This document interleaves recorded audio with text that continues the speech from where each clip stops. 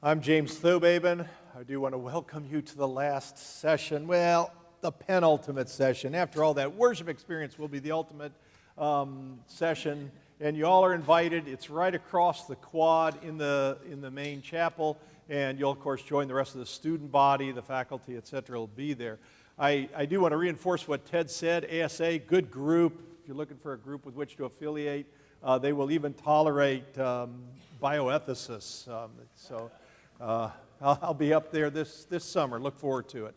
I want to introduce our speakers. Miriam David is medical director at Berea College, in order here. Claire Brown is the new professor as of July or something like that. July, right? Of philosophy at Asbury University, across the way.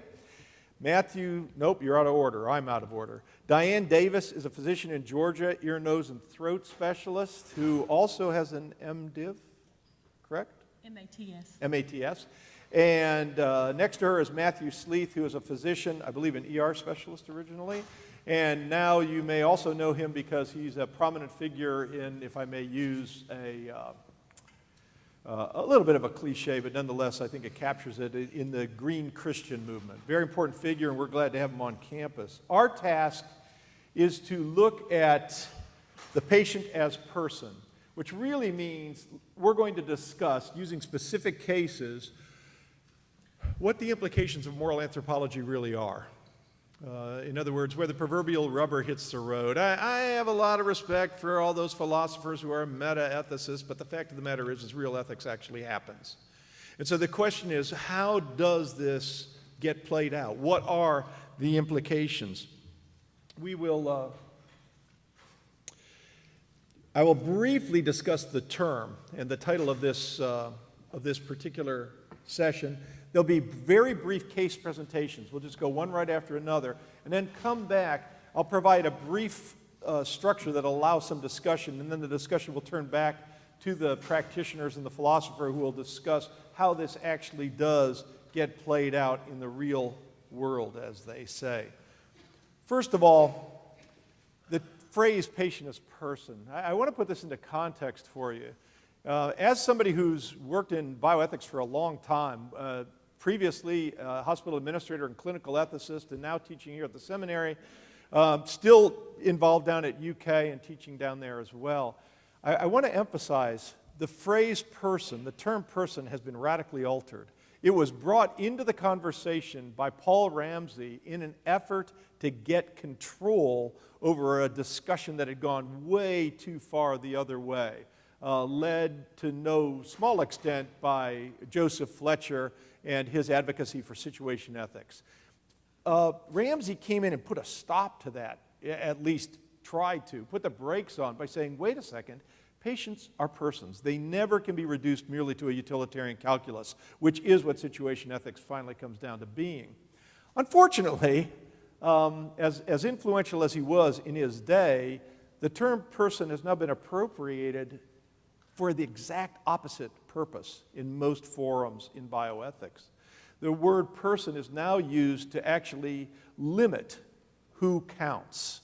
And it is a matter of who counts. It is a matter of us and them. It is a matter of either being one who warrants continued survival or being defined as the other. And we'll get to that by looking at the cases. We're going to discuss the concept of person, but understand we're going far beyond that, and hopefully the discussion will provide you with ways of talking about these issues when they arise. Our first case is from Dr. David. I'm going to deal with one end of life, the last end of life.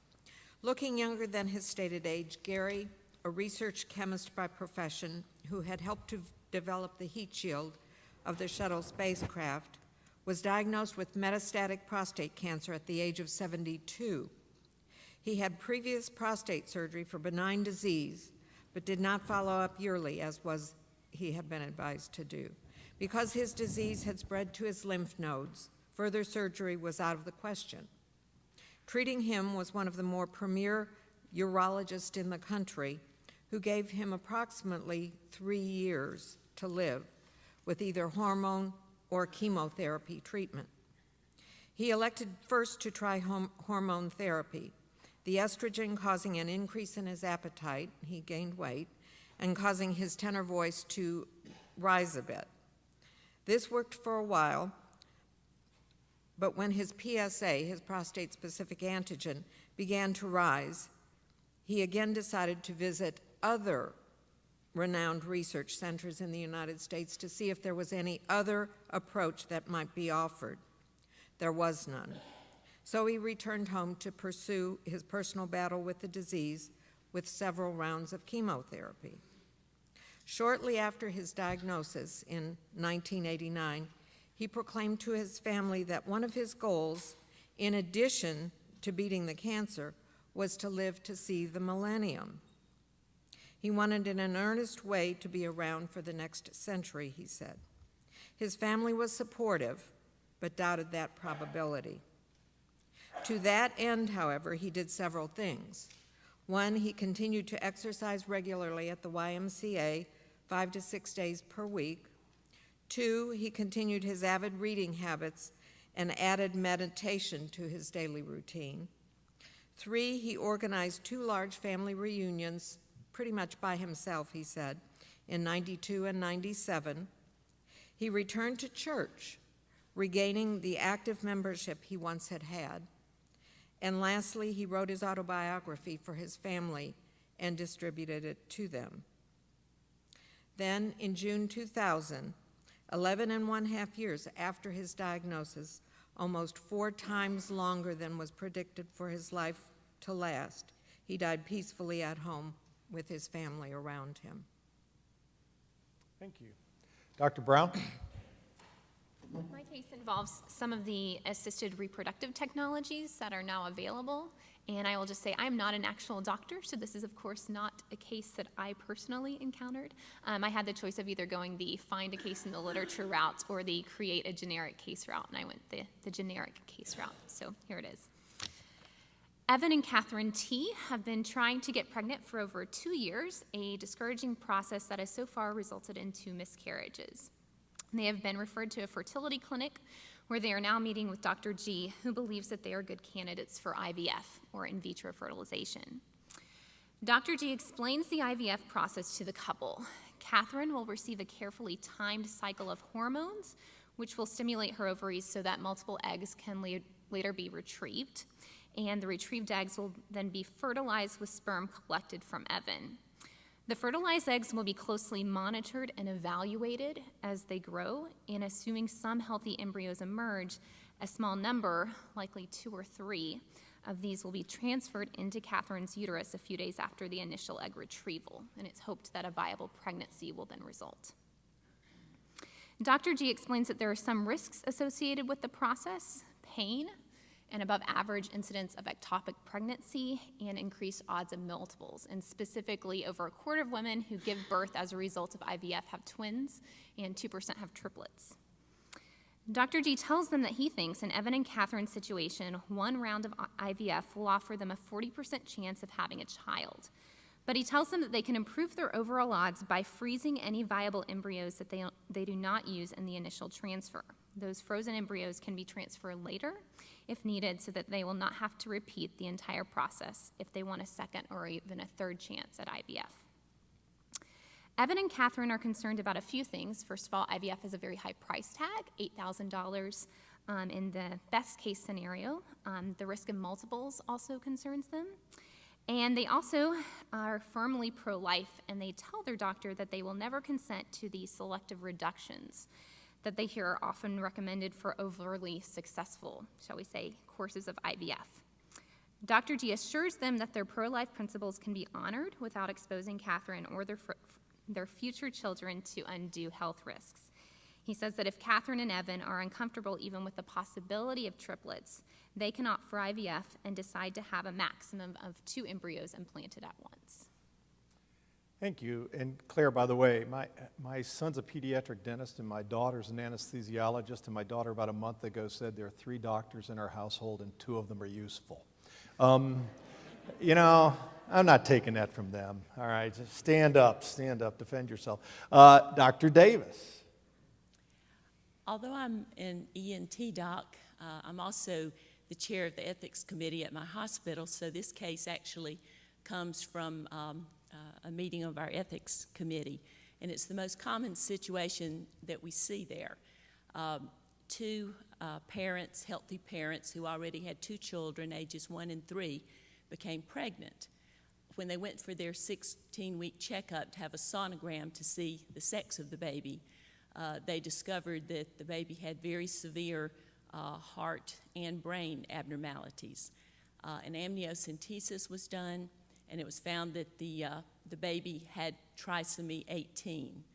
Unlike trisomy 21, Down syndrome, trisomy 18 is considered a lethal abnormality. The 95% of these fetuses don't make it to birth. Of the 5% who do make it to birth, most are girls, and their child was a baby. Excuse me, their child was a boy, so had less chance of making it. Of the ones who make it to birth with extensive medical treatment, heart surgery, brain shunts, antibiotics, anti-seizure drugs, ICU care, and so forth, at least for the initial few weeks, a very few will make it to a year of life. 100% have very small brains, severe psychomotor retardation, really no chance of learning or developing, and most, as I said, don't even make it to birth. So this is the situation that this young family was faced with. It's not a significant increased maternal risk to go through the pregnancy.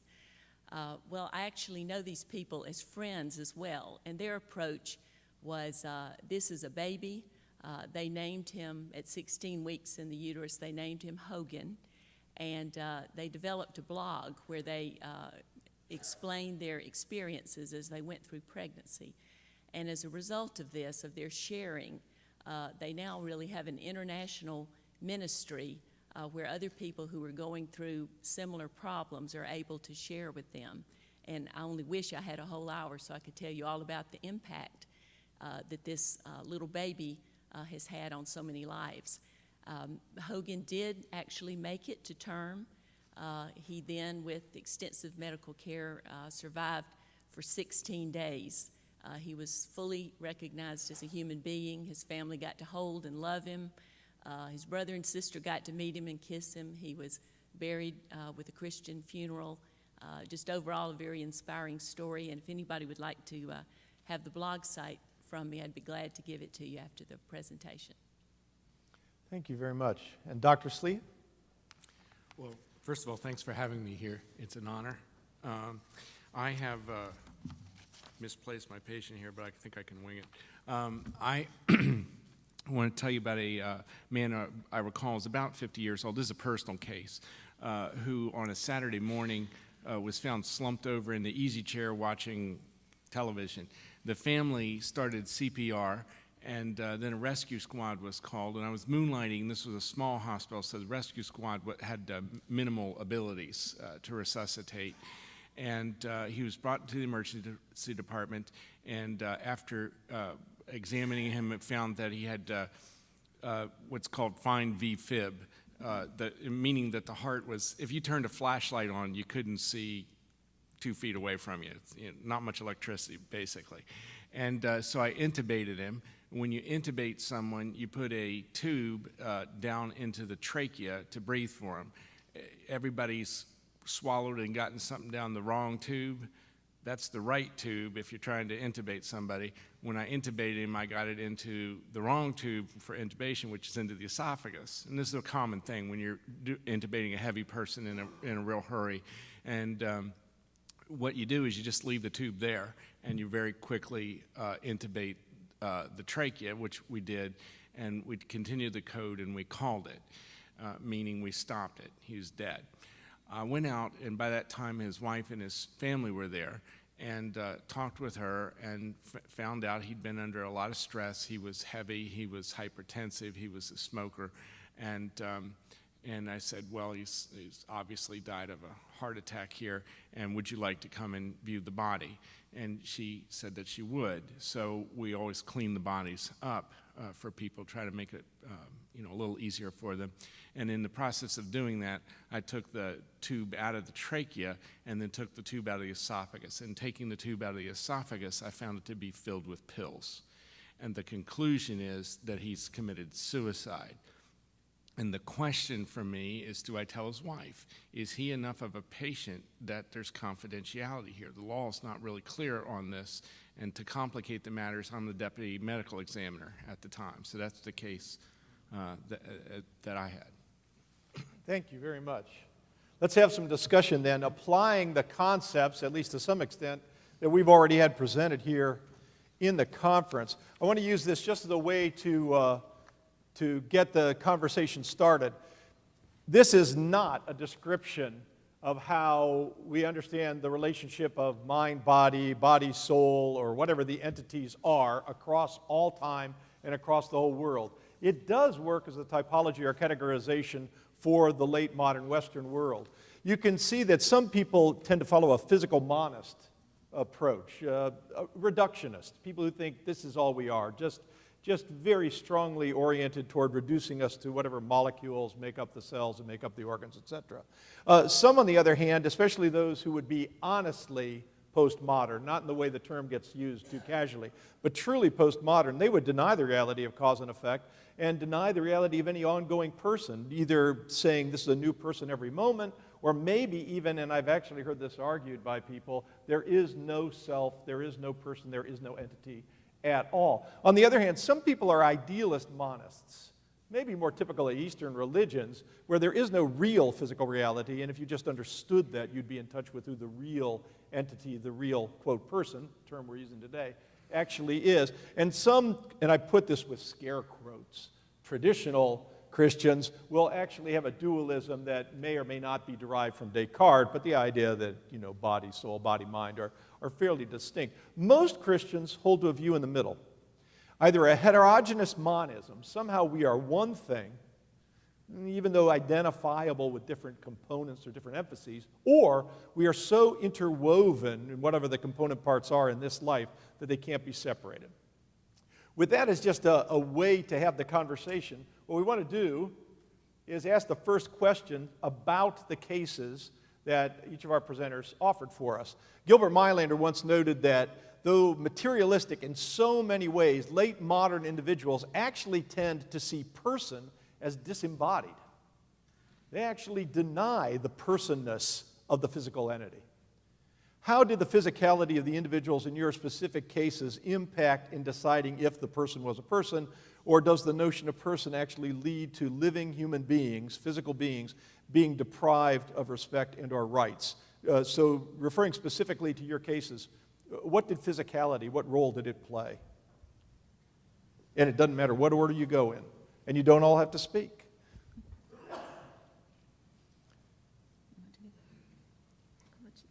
Okay, I'll go. I think in this particular case, mine was the preborn human. It wasn't so much defining whether this 16-week-old fetus had all the features of a human being as it was what the family's attitude. So as Dr. Thobaben would say, it wasn't the identity of the fetus, it was the identification of the fetus that mattered. And as this family were Christian and had a strong sense that from conception that this was a potential human being, no matter at what stage you might define them to be a human being, they treated him from the moment of diagnosis as a full human being. So he had a history. The whole time he was in the womb, he was a full human being. They loved him even though he was in utero. They wrote letters about him. They shared it with other people at his birth. I had a lot of pictures, but we didn't have time to show them. It was celebrated as you would any other birth, even knowing he was going to die. So the family's attitude of identifying him as a full human being, even though this was an individual who would never have developed a any type of independence or thinking was the key factor in that particular case, I think. Let me ask you a follow-up question. This will lead to something that Matthew brought up in his case. Did they have a funeral? Yes, they had So they treated the body as with what we would call the normal respect for a physical body. Yes. Well, that does lead to an interesting question that you brought up in your case. Is the physical entity, clearly dead, still deserving of respect because it is a physical human body? And that is the question, and I want to point out that having been involved in hospitals with the ethics committees and that sort of thing, and having practiced in the emergency department, to me, some of the big ethical dilemmas come up in the emergency department, but they never get discussed because they happen in 5 minutes, and then they're all over. It's one of those areas where you got to do your thinking up front, or you won't have any thinking.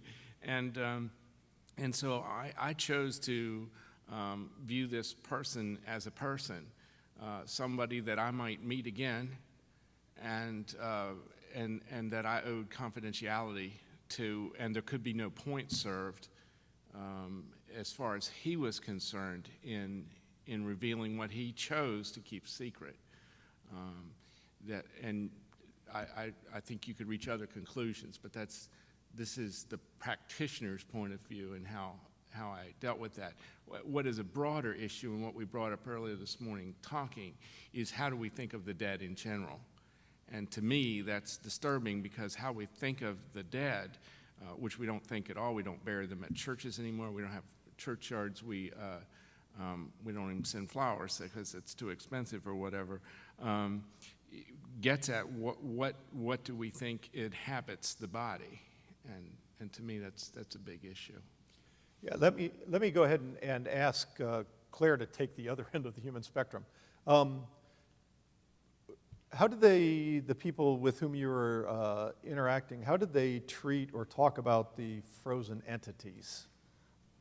So in my case, which I said is hypothetical, but I tried to make it as sort of a very, this is how these things happen, right? These are pretty normal, a pretty normal case. So at the initial stage, there is nothing there, right? We're just talking about what can be done, right? It hasn't been done yet. But once you have embryos on the scene, and even before those come on the scene and people are talking about them, really pretty immediately, they're thought of as only sort of potentially living and potentially persons. And you see this in the fact that even at the very beginning, they're evaluated, right? So they're compared one with another, and these are healthy, right? So these are potential human beings, and these aren't, right? These aren't healthy, so we're not going to bother with them, right? So we go ahead and we slide them off. And even then, once you sort of pull out the healthy ones, they still are thought of as just potential and not really human beings with dignity. Otherwise, you wouldn't be considering putting some of them, right, in a freezer, essentially. And so they seem to be thought of as just not quite there yet, almost there. And I would say there's real questions about whether, in fact, I think the answer is that these are still human beings, right? They're human lives, they're human beings, and you don't have to actually manifest all of the properties that all the full properties that it would take to fully sort of, I guess, be the full flourishing image of God. You don't have to manifest all those to actually bear the image of God. And in fact, none of us actually are fully flourishing. But we still have that image because we have that nature. And I would say they still have that nature. It's a little follow-up question. One thing that's always interested me is, and it just has to do with my own background, and I think I'm going to remember the right Latin name, but I might not. Rana pippins is the Latin name for a leopard frog, I believe. And, you know, a tadpole's Rana pippins, even if it ain't a frog. And there's a peculiar defining issue that's going on with developmental questions such as you raised, even if not fully flourishing yet, and probably not in this lifetime. One assumes that the tadpole somehow contains, or not only contains, but is, not just a seed of it, actually is frogginess. Did people talk about humanness or personness of the frozen entities when you were working with other folks, even if not in that particular So case? here is one sort of interesting fact. So they've actually done some interviews with people who have gone through IVF and now have these frozen embryos, right? So they have these frozen embryos, and they've done interviews with people to see how they feel about that. And the answer is that people are very conflicted.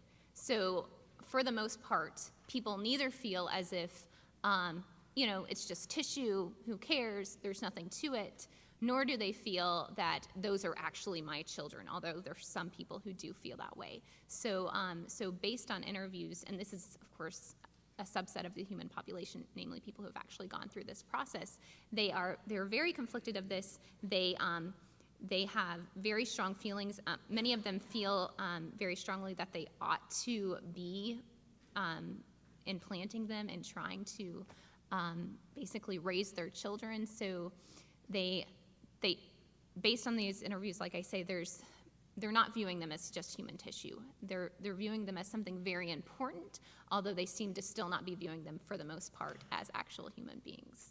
Thank you. I want to move to the next question and ask Miriam to take the lead on it, because I think it pertains specifically to her case. And here's one way to frame it, and there are other ways. In the late modern United States, by virtue of our being a social contract society, you all know Lockean, Jeffersonian, all that stuff. We really do want to focus on human identification. And in most of our legal documents, we focus on what I'm going to call species identification. X is a person. Doesn't have to have any particular content. In fact, we try to drive in our political discussion towards saying that people are universally persons, in the sense that their ethnicity doesn't matter, their gender doesn't matter, even sometimes their age, although we have a hard time with that one.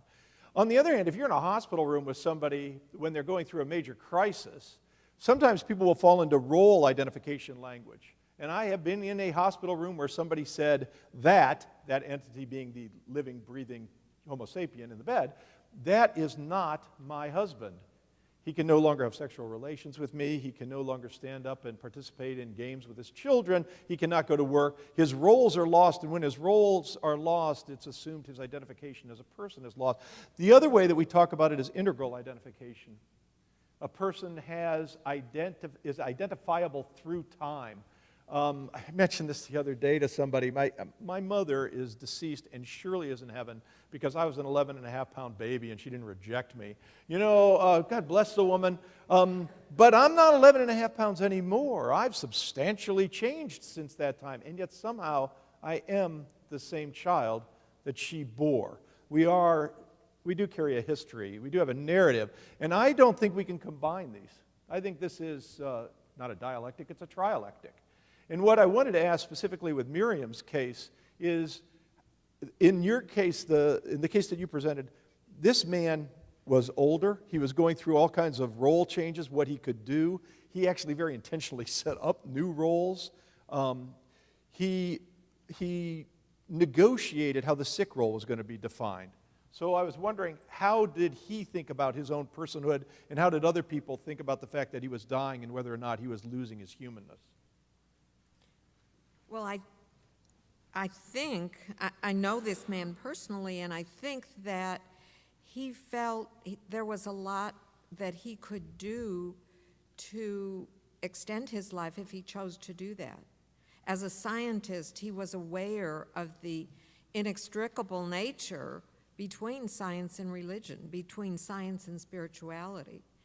And, I think how he would have enjoyed coming to a conference like this, just because he's probably would sit here and go, yes, yes, yes. And so I think he really knew that if he set a goal, if he did things like exercising, we know that praying, meditating, how does that actually affect our cells? It does. It enhances the immune system. And I think he realized that by enhancing his immune system, whether that was a conscious thought of his or not, it would be for me as a physician, but that he could probably live longer And he did. Do any of you have, I have some specific questions to ask you all if you want, but if you wanted to comment specifically or on these questions, go ahead. Otherwise, I want to ask you about your cases. Great, I'll ask you about your cases. I am really curious. I want to go back, Matthew, to the point you were raising. What is the role of a dead body? And how important is that to others? You were concerned primarily with the physician-patient relationship, at least in some sense continuing, but you're also the assistant medical examiner, could argue there were social duties, that the dead body is playing a role with the broader society by virtue of its physicality, and I was wondering if you wanted to follow up on that. Yeah, and that's the problem when you're wearing multiple hats, that you don't always think clearly, or that one you're better able to articulate, so that's the choice you take, and then you justify it or whatever. I think, first of all, we kind of have to say, well, what is dead? And we don't argue a whole lot about that. We argue about what is alive, but we don't argue a lot about what is dead.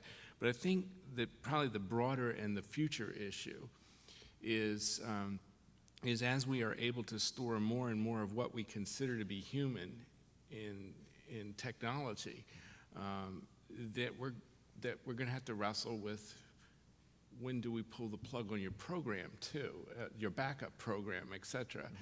And that sounds fantastic and everything, but we've got computers that can play Jeopardy now and beat you. So, and we have a generation that's going to come along and record everything from their life, and it's going to be there. So I think that, and I don't have the answers, but the discussion needs to be, yes, what do we owe to what's left of you? In this case, it's a body, but it's going to be software at some point. I don't have the answers here. I'm good with the questions. So. And interestingly, and I'm not saying that software is necessarily immaterial or unmaterial, but that is different than the physicality of the body. I mean, if it's information per se. Which I have, that I store it, in neurons, but ultimately it comes down to electrical charges, to get it out. So I wouldn't say there's this, and as we begin to be humans who have implanted devices in our brains so we don't tremor, et cetera, and we're just beginning to get on the horizon of this becoming part machine, part human, I think this is going to be the discussion. Diane, with your case, it's pretty clear that the parents wanted Hogan to have integral identification. He had a story, and in fact, they were blogging that story to as many people as they could. Did anybody express any resentment, either because they said, no, he doesn't satisfy defining criteria for species membership? Or did anybody accuse them of using him, putting him into a role and being manipulative with him because of his inability to respond? Were there any negative voices? I wasn't involved with that whole story other than reading the blog. I suppose my own thoughts were, in a lot of ways, if you read the blog, they described feelings and thoughts to Hogan, which the baby obviously couldn't actually have, so the parents did project a lot of personality onto this fetus and, child with severe mental retardation. So in some sense, I wondered if that was really honest.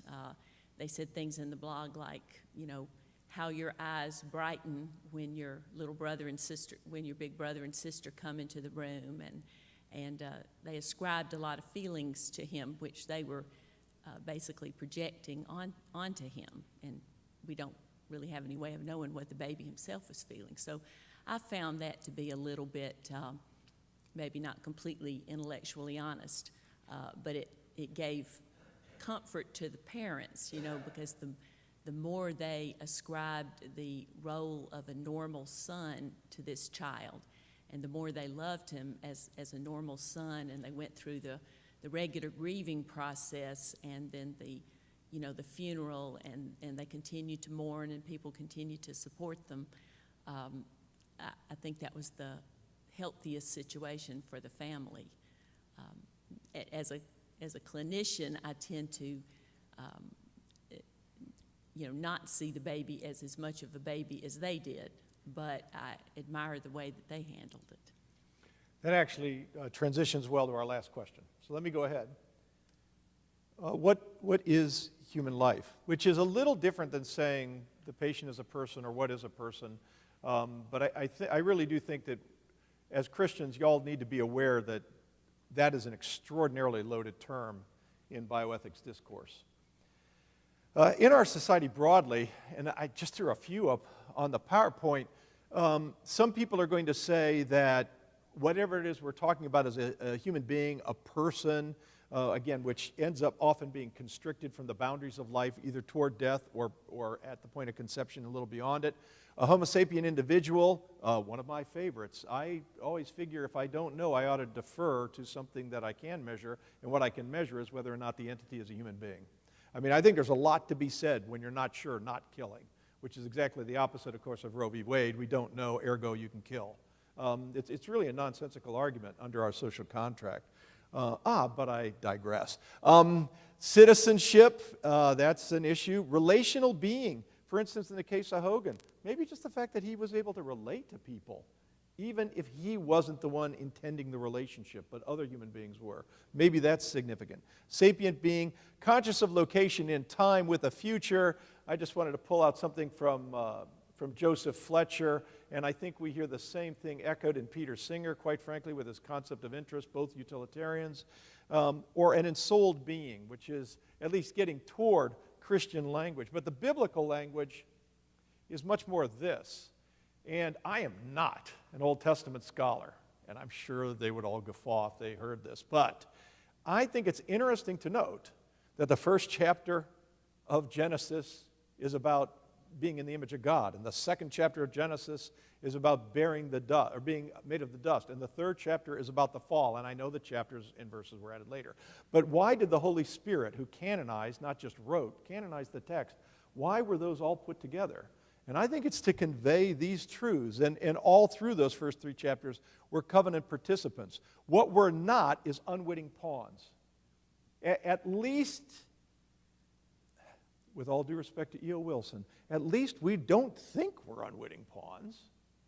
We're not divine beings.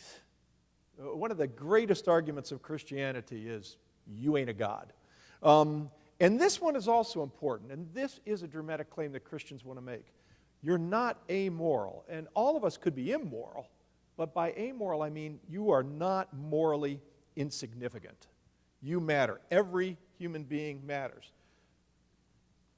With that as background, I wanted to let the respondents discussing their cases consider the idea of the image of God.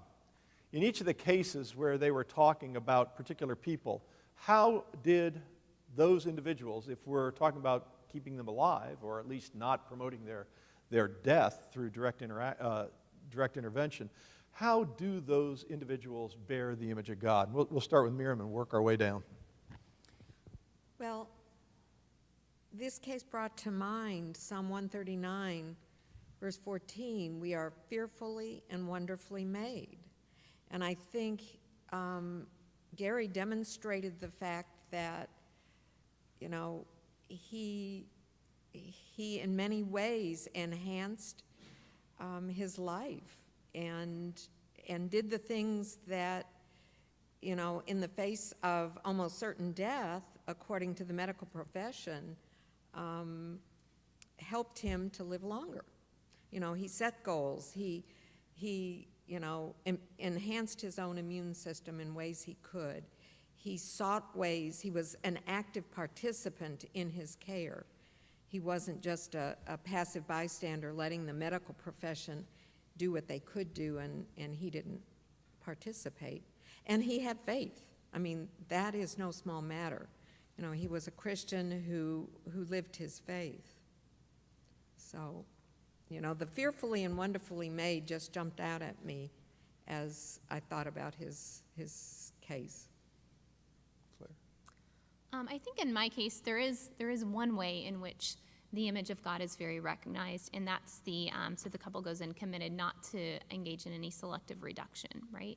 So they say we're not going to, we won't do any selective reduction, and so in advance right? We want to make sure that at most we have twins, so we won't even be tempted to engage in selective reduction. So in this sense, they're saying, they're recognizing that when you're pregnant, you are pregnant with a human being created in the image of God, and your hand should be stayed at killing, right? You don't do that. But that's sort of where it ends, because at the beginning, though, it doesn't look like these human embryos are being treated as something sacred. If they're really something sacred, it's not just the case that if they end up being implanted, you won't kill them. If they're really something sacred, there's something sacred from the beginning, and you don't freeze them either, right? You don't create them knowing that you are knowing that you're going to be putting them at great risk all the way through. And so I think in that respect, they're not really being treated as something sacred. It's really just the direct killing that's staying the hand, which is something, but that's all. Well, in the case of this severely deformed infant fetus who had no chance of independent life, I think it's a matter of recognizing that the image of God, bearing the image of God, doesn't depend on the quality of the image bearer. You know, I think back to the 1920s and the eugenics movement, and the idea of that we have now of engineering supposedly better and better human beings, or engineering them for certain intellectual task or physical task, or perhaps even engineering them to be dumb so that they'll do the boring task, kind of like, let's see, was that Brave New World or 1984, one of those books. His bearing of the Imago Dei, these parents were not sophisticated theologically. They just knew that this was a human being, and even though they knew the chance for his having any type of independent life was nil, they knew that from the word go, they still treated him with full respect. They didn't say, oh, well, we'll just quietly take care of this behind the scenes. We'll get rid of this baby, and maybe we can start over in a few weeks. And I'm not actually sure what choice I would make. I think certainly that's such a hard decision, knowing that you're bearing a child that's going to definitely die. But they saw him as bearing the image of God, no matter what the infant was like. And so I really, as I said before, I really respected that.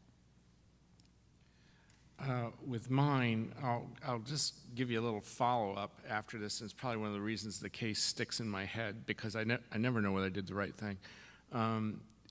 A couple weeks later, I got an insurance form to fill out on this person. He had killed himself for life insurance so his family wouldn't lose their house. And I don't think this is an uncommon situation, by the way. I know it's not. We've got some of the stats on it. And Christ would say, no greater sacrifice than to let yourself die for your family. Now, we might think that's contorted in how he went about that.